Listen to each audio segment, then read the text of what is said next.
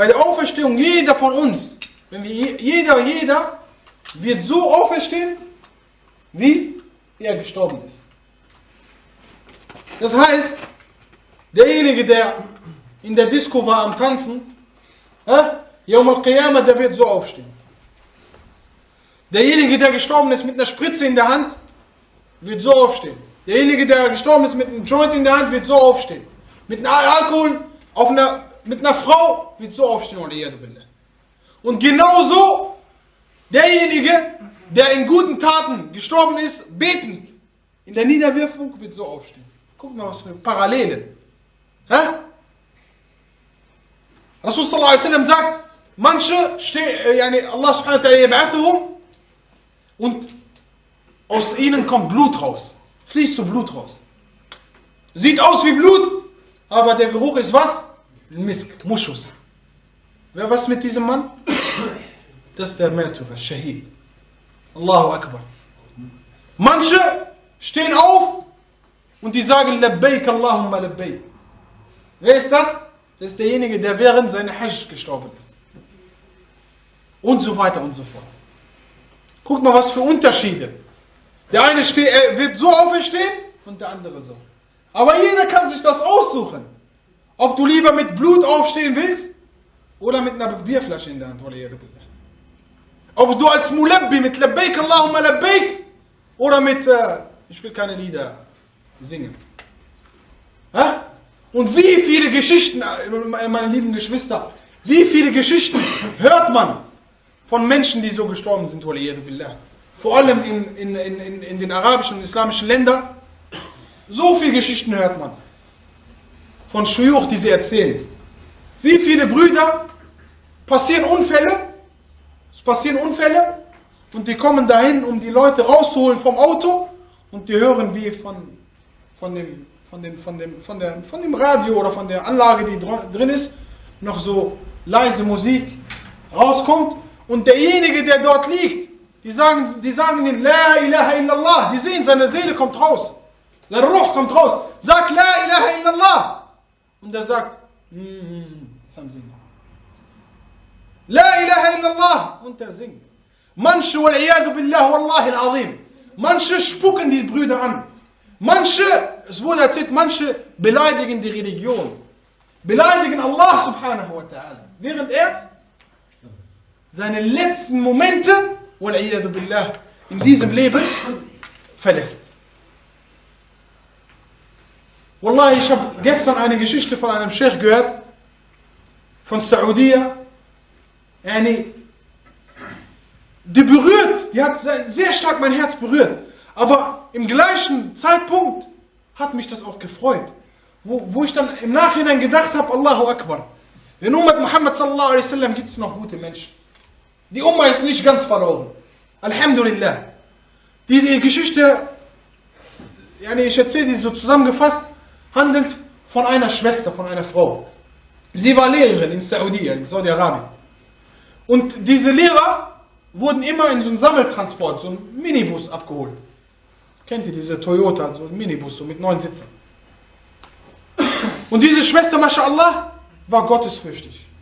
War eine praktizierende Schwester. Und sie hatte andere Frauen, waren mit ihr im Bus. Allah, ich kenne nicht die Zahl genau, und Muhim. Es war irgendwie 6 oder 7. Sie sind alle zusammen im Bus eingestiegen und der Fahrer, der sie fährt. Die sind eingestiegen, der Fahrer fährt los. Alle sagen dem, mach uns eine Musikkassette an. Und der macht das, was sie sagen. Und die wissen ja, meistens sind sowieso die Leute, die da fahren, Masakin, so arme Leute, die da fahren, haben nichts zu sagen. Al-Muhim, der fährt, macht ihnen eine Musikkassette an. Die Schwester sagt, fürchte Allah, attaqillah, mach die Musikkassette aus. Und er sagt, ich kann nichts machen, die sind mehr als, du bist alleine und die sind hier 6, 7, die wollen, dass sie Musik hören. Ich kann nichts machen. Und Miskine, die war dann traurig. Und war alleine. Und die anderen alle, mashallah, am Abdancen mit dem und am Singen. Im Auto. Und dann passiert Al-Qadr von Allah subhanahu wa ta'ala. Al-Qadr von Allah subhanahu wa ta'ala. Allah subhanahu wa ta'ala in diesem Moment, während er am Fahren ist, kommt ihm irgendwie ein Auto entgegen und passiert ein großer Unfall. Alle Insassen im Auto wurden geschleudert, meterweit. Der Sheikh, der das erzählt, war selber am Ort mit anderen Brüdern. Der sagt, Wallahi al-Azim, wir sind hingegangen, der meinte, die Leichen waren, Kopf war hier und der Rest war woanders. Ein Bein hier und der Rest woanders. Sogar die Nase vom Gesicht soll weg gewesen sein und so weiter. Ein Muhim von diesen Mädchen, von diesen Frauen. Er sagt, und dann irgendwann kamen sie zum Fahrer. Und der Fahrer war noch am Leben. Und dann haben die ihm gesagt, sag La ilaha illallah.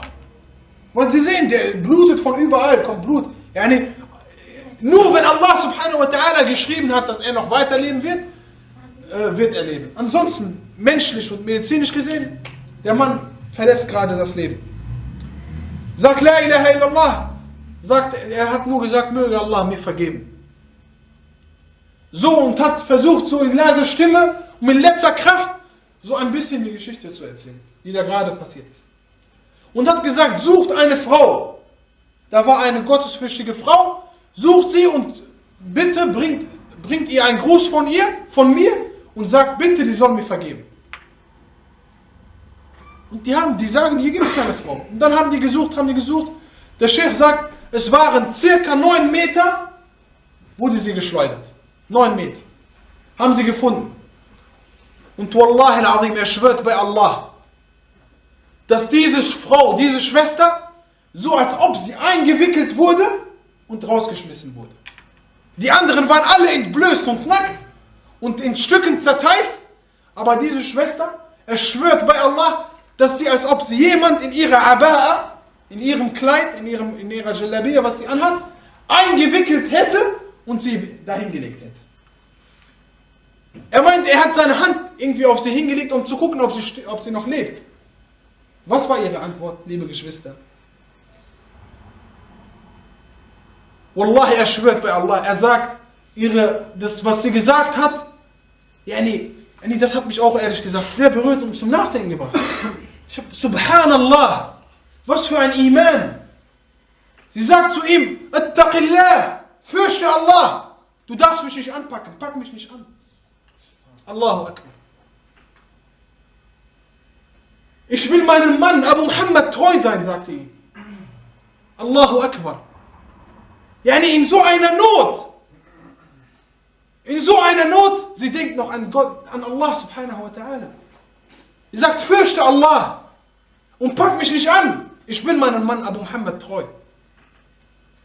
Allahu Akbar. Dann haben die haben versucht, sie sozusagen anzupacken und sie sagt, fürchtet Allah, packt mich nicht an. Bis sie bewusstlos wurde. Dann haben sie getragen, auf einer Trage und ins Krankenhaus gefahren. Er sagt, als sie ins Krankenhaus gekommen sind, der Arzt, der sie aufgenommen hat, sagte, sie ist im Ganzen, komplett, überall hat sie Brüche, diese Frau. Überall. Und es ist ein Wunder, wenn die weiterlebt. Was sagt sie?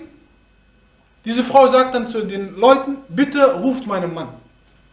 Der Mann kam irgendwann mal später dann dahin und der Mann, mashallah, der hat dann über seine Frau erzählt. Der sagt, das ist eine Saliha, eine Qanita, eine, die nachts gebetet hat, die ihre Gebete gemacht hat, die Da'wah gemacht hat, die Koran gelesen hat, die ihre Kinder erzogen hat nur seine Frau gelobt.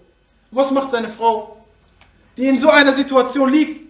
Die sagt ihm, ja Muhammad, vergib mir und verzeih mir, denn ich weiß, dass mein Eintritt ins Paradies nur durch dir ist, wenn du zufrieden mit mir bist.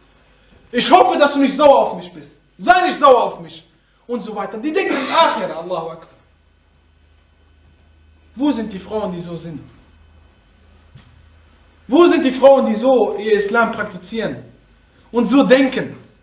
Wallahi al-Azim. Die Geschichte hat mich sehr, sehr berührt, aber im selben Moment auch sehr glücklich gemacht. Dass man hört, dass solche Schwestern und solche Frauen noch in Ummat Muhammad sallallahu alaihi wasallam gibt. Und von ihnen gibt es bi'idhnillah ta'ala einige. Walhamdulillah.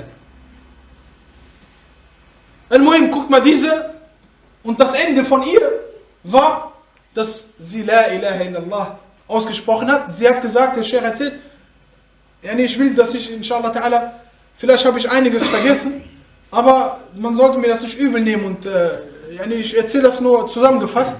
Sie sagte, Allah vergib mir, und dann hat sie das Glaubensbekenntnis ausgesprochen und die Seele ist von ihr rausgegangen.